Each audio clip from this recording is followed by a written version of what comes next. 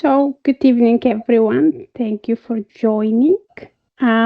We thought that it might be a good idea to talk about the common things that may cause blockages and high output during the holiday seasons, just to make sure that, though I'm sure many of you already know what to be careful about, it just we thought might be a good idea to get ready for the holiday season. That's good. Now, I'm going to introduce you to our team for those of you who don't know us. Talk about briefly about what is a stoma and a pouch. Then we're going to delve into the blockages in high output and what do we do as a team and how you can as well access our service. Rally and I are the twins team. As you've probably seen, we are twins. We are iPouch, stoma nurses, and advanced practitioners. We do everything stoma and pouch.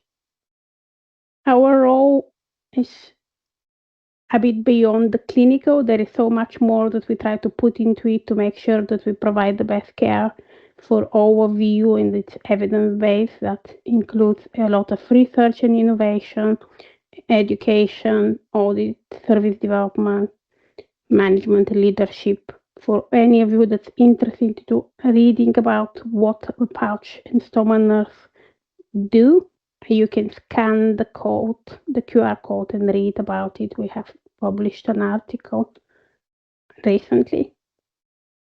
Now, as I said, most of us are quite familiar with what a stoma is, what a pouch is, but just briefly for those who may not be that familiar, a stoma is surgically created opening into the abdomen. It is there to divert flow of feces or urine or stoma output outside the body. It is brought up through the opening and stitched to the skin. Uh, there are several types of stomas which differ according to what is expelled from the stoma or which part of the intestine is used to create the stoma. But the three main stomas are colostomy, made from the large intestine or the colon, ileostomy from the small intestine, the ileum, and urostomy, which produces urine when someone's bladder has to be removed. Eye pouch, ileoanal pouch on the other side, is formed once the entire colon and most of the rectum are removed. And the pouch is constructed from the last part of the small intestine, the ileum, and connected to the rectal cuff above the anal canal. And this is how it looks like. There are different configurations of pouches as well, but the most common are J pouch in the shape of a J, S pouch, the shape of an S, and W pouch, the W shape. However, the most common one and the one that's the most made nowadays is the J pouch. So, some common complications that stomas and pouches share, we have listed above, and there are a few that are a bit more specific for either. Skin irritation, whether it's perianal with the pouches or peristomal with the stomas, is quite common.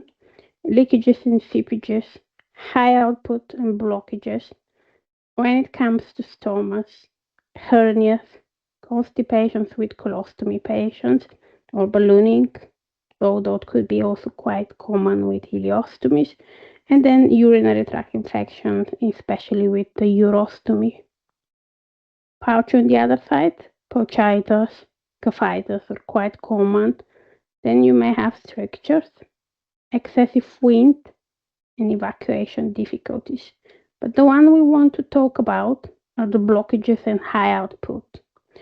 Common blockage and high output problems that may require admission, especially when we talk about preparing for the holidays. If people end up with severe abdominal pain and failure to self-resolve at home with the blockage or unresolving and persistent high output, which may lead to dehydration and electrolyte imbalances, is the one the few things that are the most common that may somebody may end up having to be admitted into hospital. Blockages and high output out of all these complications are responsible for up to 50% of all hospital readmissions. Now, stomach out and eye pouch output is considered high if you lose stomach or eye pouch output that is more than 1200, 1500 meals a day. It is rare for colostomy to be of high output. The causes may vary, but usually could be if you had any recent changes in your diet or lifestyle, periods of increased stress, or ill health or pre-existing medical condition that might be exacerbating those. The signs of a high output are usually increased frequency and output, which would be using the loo more often or emptying your stomach more often, or also have a watery and green colored output. What to avoid when having output? Now, when we say you have high output, it's because many people are able to tolerate these foods on a day-to-day basis. But sometimes when those moments happen and you have high output, whether you have even a colostomy, whether you have a ileostomy or a pouch, these are the things usually we would say limit and or avoid because they might actually exacerbate things even more. Those would be all things like wholemeal, pasta, rice, whole grain, bread, anything with nuts and seeds or fruits, anything that it might have skin like vegetables or fruit, things like cabbage, sauerkraut, broccoli, cauliflower, um, leafy greens, as I said as well, fruits with skin, seeds as well, mushrooms and prawns are something that could be quite often a problematic one. Also, corn and popcorn. Spicy foods for those as well, especially that are not very used to eating spicy foods. Then things that are difficult to digest, like tough, gristle-rich meats, coconuts. Then things like beans, lentils, um, and again, crunchy peanut butter, things that have nuts, and whole grain chapati bread. Now that is just an example, but it kind of gives a bit of a better picture what to keep in mind when you think that your pouch or your stoma is starting to have higher output than usual. Tips to reduce the high output when you are having it is, as I'm sure many of you have heard that before, low fiber diet. So the things that were in the previous slides are usually what we call high fiber diet. So you need to have the alternative of those. Um, if as well you are having high output and you are not taking loperamide or codeine, which are medications aimed to reduce output, or if you're already taking them, you may need to increase the dose. If you're not taking them, you might need to introduce it slowly for a few days, just managing things. The other thing is if you have high output is try not to drink fluids 30 to 60 minutes before and after meals, just because that would give your intestine more time to digest and absorb things and just keep it away from fluids. Take your time and eat slowly and then eat regularly and do not skip meals. And again, as mentioned previously, though it may happen, colostomies usually are not that often having issues with high output. The other thing is what to be careful about the holidays. Now, a lot of us would be probably going out or taking food, take away food. This may cause food poisoning, whether you have a colostomy, ileostomy, or an eye pouch. Now, the other thing is eating food that you know that do not agree with you, but you cannot say no to family and friends if you're visiting somebody. It's just you need to be careful about those. Alcohol consumption may as well act as a laxative, especially if not consumed in moderation. The other thing to be careful about is if you're having alcohol, you should avoid taking certain medications like codeine or antibiotics because they might have interactions that might be harmful for you. Foods that may cause problems during the holidays, especially, are things like mince pie, Christmas cake, Christmas pudding, all sorts of nuts and seeds, dry fruit, Brussels sprouts, broccoli, cauliflower, any skin of fruit and stuffing. Sometimes we don't pay attention to what's in the stuffing, things like chestnuts, fruits, or onions. Now, again, this is does not mean do not eat them. If you've tried those before and you had no problems, the one thing to be careful about is just keep in mind that it might cause problems if you are not being mindful about these things. To make sure that you can enjoy the festive season safely, there are a few tips that we would usually recommend is to avoid having high output. For example, try adding white carbs and starchy foods to your main meals, like white rice, bread roll, pasta. Take extra loperamide or codeine before your meals. Have alcohol in moderation. These are things just to kind of try and mitigate the problems of a high output. We're going to talk about the blockages in a bit that might happen from eating those. If you have high output, usually if you are speaking to us, if you have any of these issues, we are going to need to go through things like what may have caused this? What have you eaten? Have you taken any medication? Are there any other underlying conditions? The one thing that is very important is staying hydrated. If you remember the initial slides where we were talking about the common reasons for admission to hospital, one of the most common things is dehydration. So keeping you hydrated when you have high output is one of the main priorities.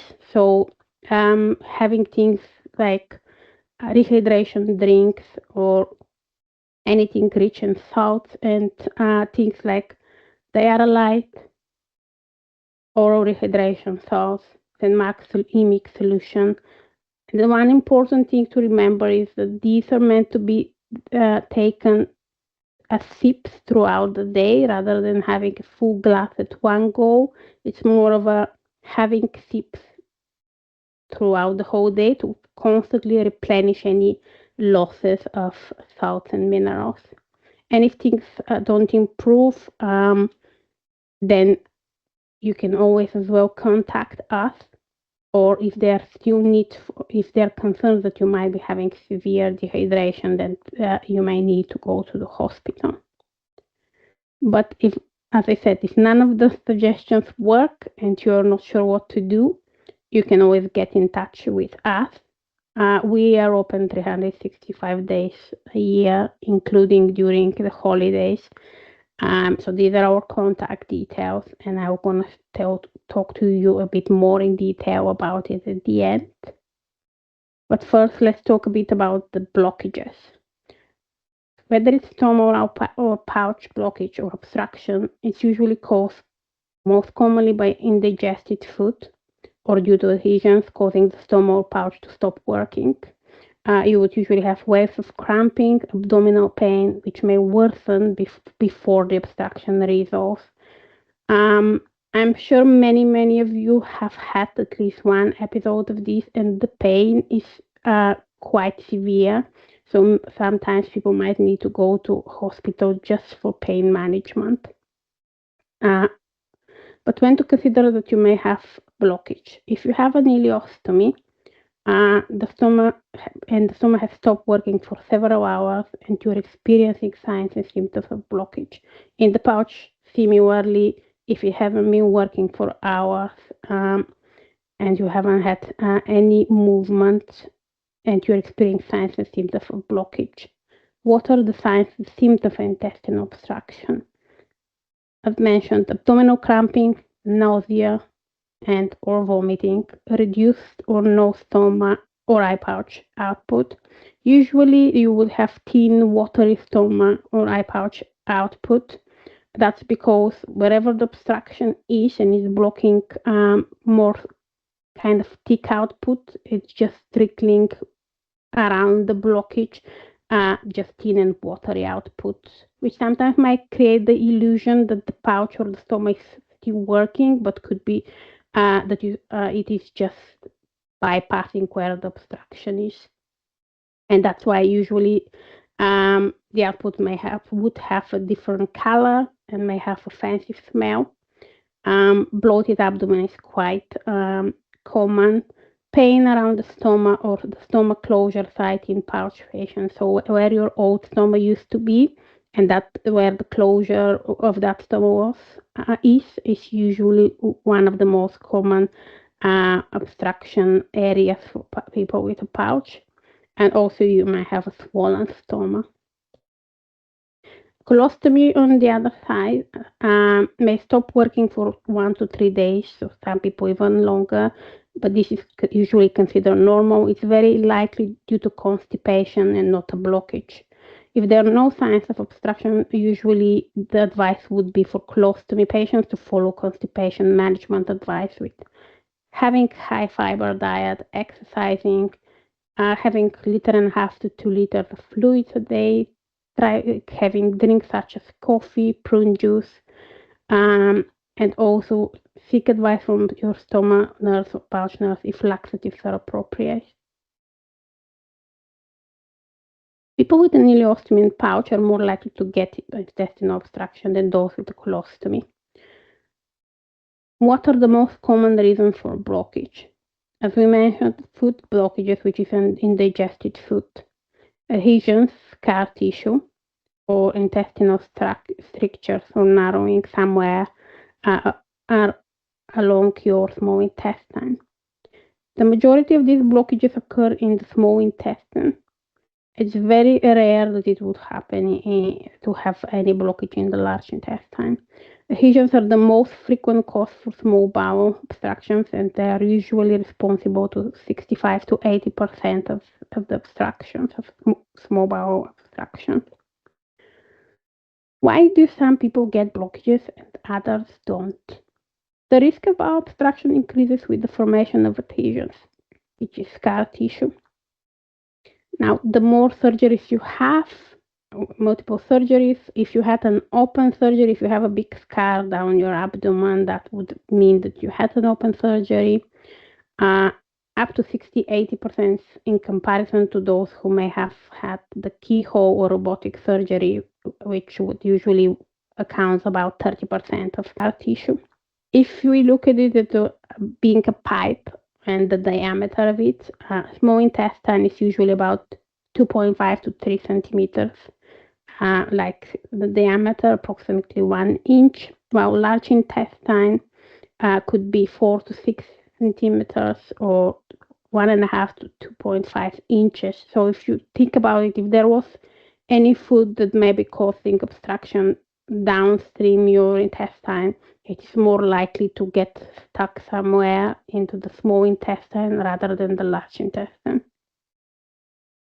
The other thing to consider when talking about blockages and why some people have it and others don't is the bowel transit time. The shorter bowel transit time in ileostomies can contribute to blockages. That's the same for people with a pouch. The rapid movement of contents through the small intestine can lead to insufficient digestion and absorption, increasing the risk of obstruction, especially from indigested food. While with the colon, with the colostomy, there is quite a lot of large intestine, and transit is increased and gives you more time to um, for food to be processed. Typical Christmas and New Year foods that may cause blockages. As you can see, they are not that different from the ones that may cause high output. Same as them, mince pies, Christmas cake, Christmas puddings, nuts and fruits, all kind of things like cabbages and Brussels sprouts, fruits with skin and stuffing.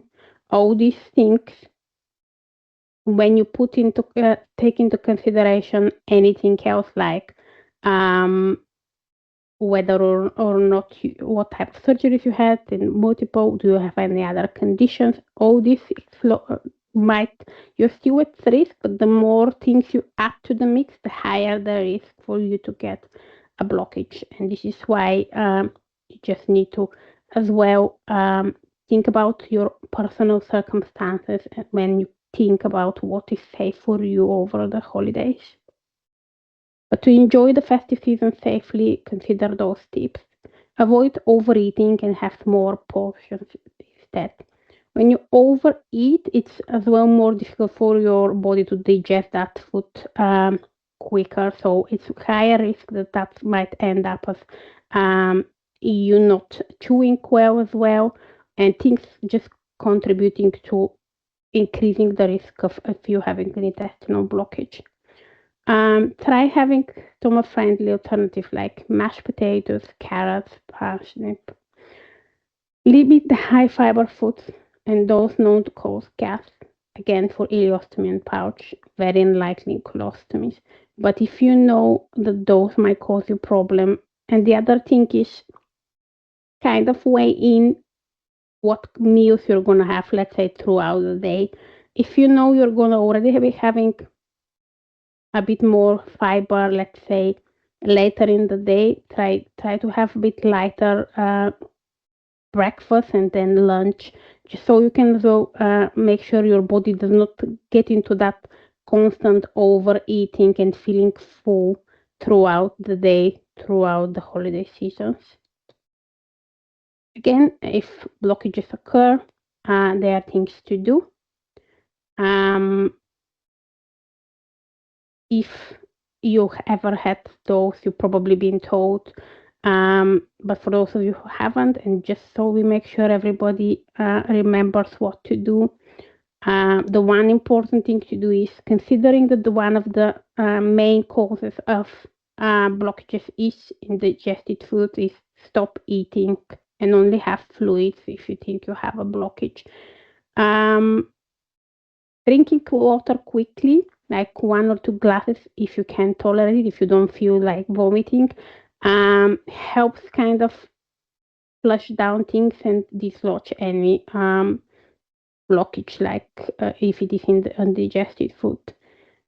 Pain relief, as mentioned, is one of the reasons why people actually go to hospitals when they have obstruction, is severe pain. So take pain relief. You either want to start with paracetamol, ibuprofen. Many people, usually with pouches and ileostomies, are told do not take ibuprofen, but for a few days, just for while you're going through that acute phase, you can take ibuprofen. If you need anything stronger, many people actually go to hospital because they need stronger medications like opioids, morphine, things like this. Again, if you're unsure, you can always contact us and we can go through those.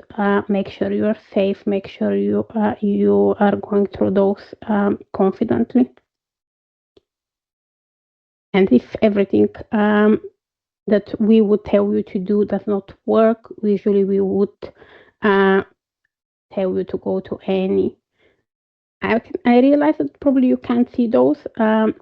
If any of you wants to contact us after, we're happy to share them. But as I mentioned, you can always contact us if any of you gets into trouble with thinking. Even if you think you may have a blockage, you can send a message, you can email, you can call, and we'll be there over the holidays, making sure that you enjoy uh, your holidays without worrying, and that you have somebody to support you.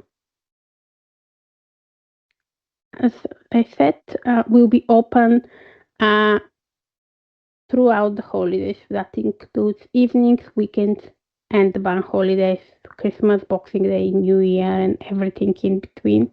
So feel free to contact us if you need any support. If you're not sure, if let's say you're starting to prepare your turkey or ham or whatever, and you're like, can I eat this, or should I maybe swap it for something else? You can always ask, we'll be there to respond to you.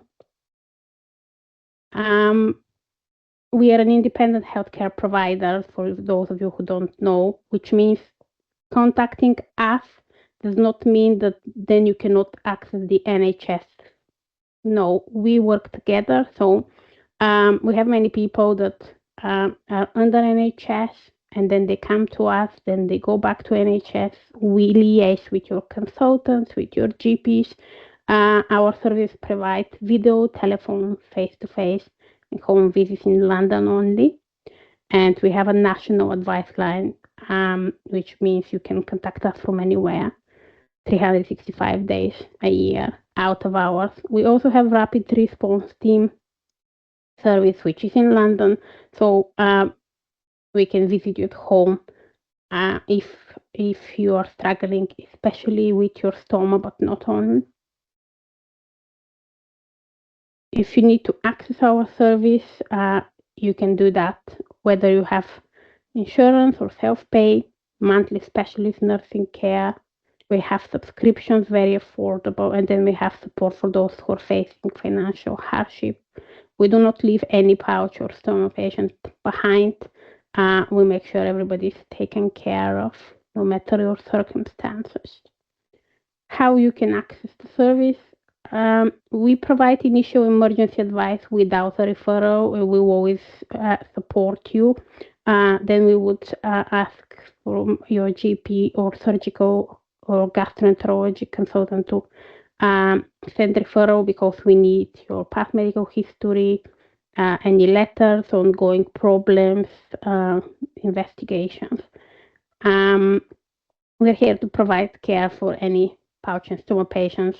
As I mentioned, we do communicate with your consultants and with your GPs. If we need them to do any scans, any procedures, we'll let them know. If we need something to be prescribed, we can ask your GP as well. So those are things that we have no issues doing and collaborating with the multidisciplinary teams. The other thing is we ask is when you contact us and when you register to make sure, as I mentioned throughout the presentation, it's very important to now know your personal history of what surgeries you had, whether you have any underlying conditions, anything, any medications and things that may have been contributing to your symptoms, things like as well, any over-the-counter medications, supplements, vitamins, all of these things just paint a better picture for us to understand what may be causing your problem, because many of the problems that pouch and stoma patients have could have similar signs and symptoms, and adding the different bits to it just helps clear this and get better understanding what could be causing this. So as I said, this is our passport. We everything is online. We have a secure patient record, which is accessed. You fill in there everything, and then you're registered. These are our contact details. And if you have any questions,